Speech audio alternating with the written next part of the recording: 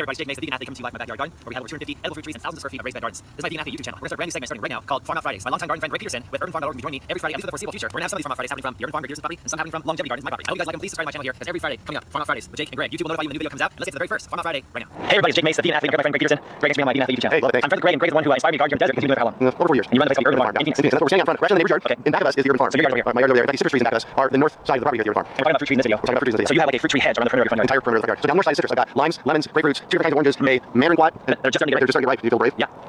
It's good. The skin and everything. When you play clear, it goes along the season. Yeah, you're not quite ready yet. But okay. The cool thing about these is the inside is hard and the skin is sweet. Right. I mean, I'm one of my favorite things. There you go. It is like a living tree. This one right here. This is like a citrus hedge creating a lot of privacy for you and food. Because you think it's only the planting that gives food. That's my attitude. Don't plant something unless you need it. Right. That makes a lot of sense. Yeah. My mom said before, hey Jake, the tree at the beach is beautiful and has to be edible. I was like, There you go. Yeah, beautiful shade and edible. Absolutely. So we want your property here. Yeah, so this is the north side of the property. So what I have here, there's a pomelo, but most of the rest of these are navel oranges. Right. And so I think I have 14 navel oranges on the property. And most of the front yard. And most of the front yard. Why do I have navel oranges? I'm guessing because you probably love them. Absolutely love them. And I finally get more than I eat. So when you teach people gardening, you teach them the plant what they love to eat. Absolutely. And experiment once in a while. Well, yeah, we always experiment, but you know, you don't love something, don't plant it. But you think you might like something new that you might fall in love with. Absolutely. Right. So when you walk in, these trees are great in the full of fruit. These will be ripe in about 30 days. Wow. And they stay around the tree for a month. Yeah, and they stay right. And so right here in back of me, this is a peach tree. And we'll talk about this peach tree, and then we're going to go back here and talk about the peach tree. Your peach tree looks super healthy. What are you doing to make it So well, you know, just growing naturally, no herbicide, no pesticides, no chemicals, organic fertilizer, and water nicely. And you also use some pruning techniques that grow like healthy and bushy kind of I like do. I brought my pruners, and we're going to talk about that in a minute. So let's go this way and then we'll come back a little. So then the next tree here is a lopot. Okay, look, that's great. Yeah, lopot looks great. And we get fruit out of that. This is the cool thing about lopot is it fruits in March and April. Early. That's real early for fruit here. And there's really not, I mean, there's a few citrus right in that time frame, but there's really not anything else right in that time frame. Because you're teaching your gardening students that you want to have something that's ripe and edible every month of the year. Yeah, absolutely. So lopot fills that March, April void. Yeah, and here in the foreground, these are grapevines. You'll notice they've been skeletonized by the skeletonizer bugs. Get those. Usually, if they show up late in the season like this, I just let them be. It's October now. It's like your grape crop in early spring. So they're already fruited. They're already fruited. And here's the thing: when bugs show up in your garden, they're breaking stuff down. Yeah. And the skeletonizer do a really good job of converting the grape leaves into skeletonizer food, which is something that the grapes need. So kind of embrace the bugs because they're part of the great ecosystem. Exactly. Yeah. Because you got fruit out back in April, May. Exactly. Yeah. Exactly. So that's what we're going to see. This is an experiment for us. It's the short one right over here. Yeah. This is the Air Life avocado. Which is an avocado tree that has roots for over 100 years in the southwest. Yeah, the southwest. That's amazing. I want to come back and update the video for folks when you get some avocados on there. And I want to eat a guacamole. That's Urban Farm guacamole. Yeah, that will happen. Isn't that cool? But here's the thing I'm most proud of. Yeah. It's over here. Because before you go over here,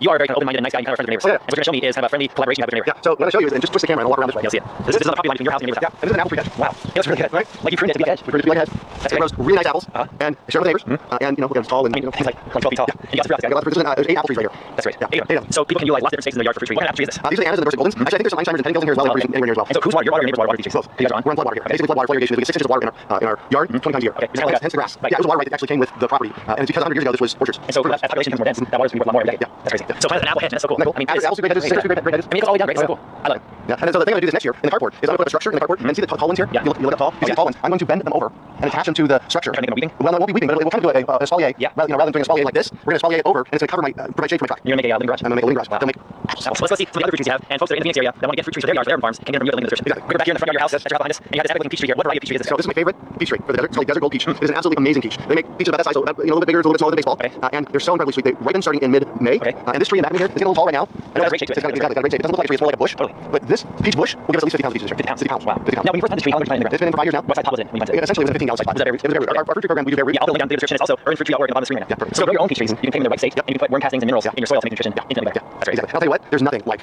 a peach that you grab out of the tree and take a bite out of when it's perfectly ripe, and it splashes down. Yeah, Just splashes down. That's great. If you go to urbanfruittrees.org, take a class. There's classes listed there. Jump in, take a class. I do in-person classes. I do online webinars.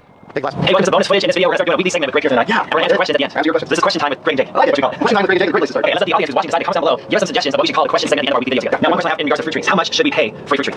Well, that's a good question. Yeah, it depends. Okay. In fact, here's where you find most of my questions. I'm going to say it depends. Okay. Because there's so much to that. If you're getting a fruit tree in a 4x4 inch by 9 inch pot, that's a different story than you're getting a 15-gallon potted tree, Sure. or if you're getting a 24 inch box citrus tree. So it might depend on how rich you are. It depends on how rich you are and how big a tree you want. So if you're getting a tree in a 4x4 by 9 inch pot, it's going to be longer before you get fruit and it's going to take longer to grow. So let's say you get a tree like a bare root, a 1-inch trunk. How much do you pay for a baby 1 or 2 year old tree? 1 or 2 year old tree. So a bare root tree, 1 or 2 years old, should be about 3/4 inch to an inch diameter at the base. That's like a trunk should be. That's right. Now we're talking deciduous trees. Deciduous trees lose their leaves, they go down Peach, plum, apple, mulberry, all that stuff. Big. So how much would one tree like that cost you? On the low end, probably $35. And on the high end, I've seen that some of the local nurseries will sell that same tree for $100. Okay, so shop around. Find the best deal. Also find a healthy tree. Yeah, so you can find the best deal. But let me tell you a story real quick. So it's like 1991. I was married at the time. I was 10. Oh no, I was married at the time. I was in my early 30s. And we went to Price Club. Do you remember Price Club? Yeah. It's now Costco. Costco. And they had a great deal on a peach tree. It was $5.99. It was a bare root tree. It was about this tall, so about 3 feet tall. We brought it home, we put it in the ground. 20 years later, I took it out. It had never made any fruit. Oh my god. Now, here's the problem. So what lesson are you getting from that? What lesson I'm getting from that is you need to make sure that you have a fruit tree that grows in your area. Okay. So a fruit tree that grows in your area, in our area here, is low chill. So chill is 845 degrees or so. The tree needs a certain amount of chill hours to produce quality In order to produce fruit at all. Exactly. In order to produce fruit at all, you need those chill hours. So Phoenix area, how many chill hours do we need? We get about 350 hours of chill in the Phoenix area. Okay. So if you're not in the Phoenix area, you need to find out how many hours of chill you actually get in your county. And then read the information tag on the tree. And then read the tag. Well, great information. Thanks for the comments and questions. Hopefully this helps you guys. And hopefully the combination of us answering the questions and showing you guys both our urban farms and what we're doing is not only educational but inspiring to you. That is, hit the share button, hit the like button, and subscribe to our YouTube channels. And you can check out Greg Peterson's website at urbanfarm.org. And you can check out my website at jakemace.com. And Greg, great to have you here. Thanks. Thanks for this question and answer segment. Yeah. We'll see you guys back here next week. Yeah.